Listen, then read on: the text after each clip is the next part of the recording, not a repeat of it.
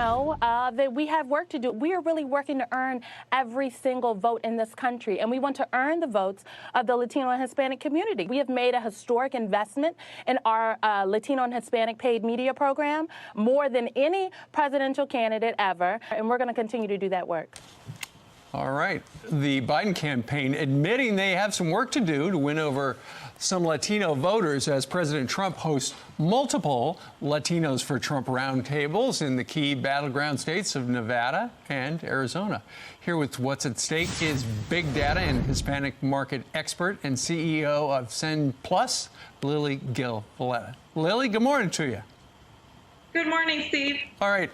Before we start this conversation, I'm going to show you what one of the latest NBC Marist polls of likely Latino voters in Florida looks like. Joe Biden. Now, we don't see that much with the national polls.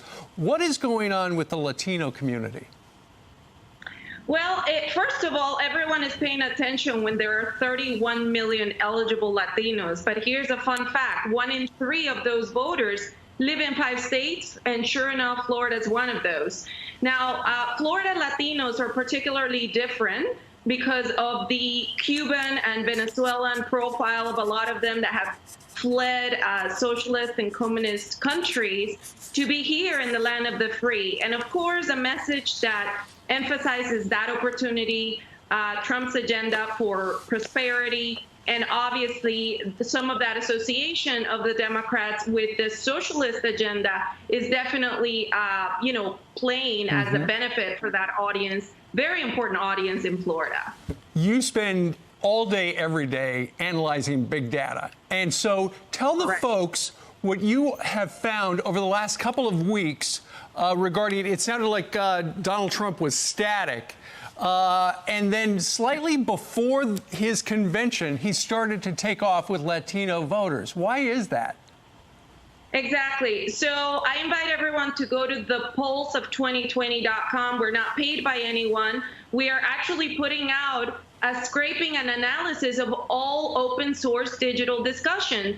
And about 7 million of those, Steve, have revealed in the last week or so, basically a tie amongst Hispanics, showing Trump at 48% positive and Biden at 52% positive. So that is actually going up as compared to the middle of August. So definitely an impact seen by the conventions and a lot of efforts. I know that the Latinos for Trump organization has opened about 16 community centers, which is historic, and they are kind of trying to outpace each other with Spanish language media. So we are an important bloc, and I'm glad to see this, but you got to earn that vote, as you heard it in the clip.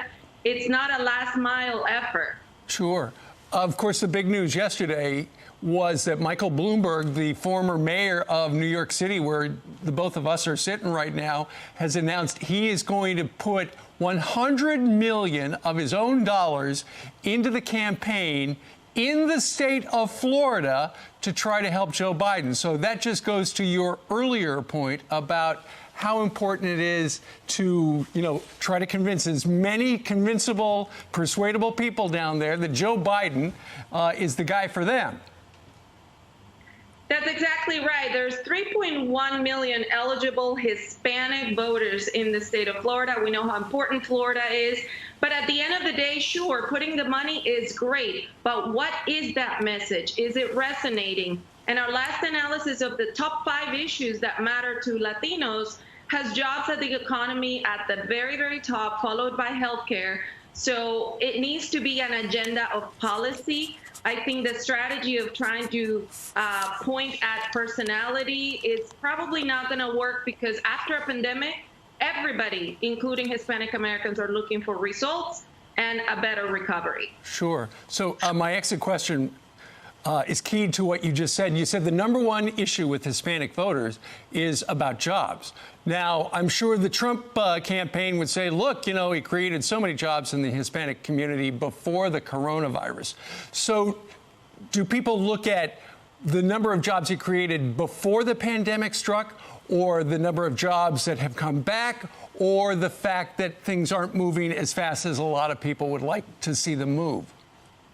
Yeah, I think the message needs to be a complete one. We're hearing that let's get back to the speedy growth that we were seeing before. So definitely that is appreciated. Once again, of all segments, based upon analysis of over 6 million digital discussions that we mined, that 34% of Hispanics are saying that jobs in the economy is number one. That is why you see the president talking to business owners, to emphasizing the need for reopening the economy responsibly and safely. So we got to focus on that. Immigration is not even ranking in the top 5, Steve, which is fascinating to see. No kidding. All right. Nobody knows better than you, Lily Gil Valletta, the CEO and co-founder of Sane Plus. Lily Gil, thank you very much.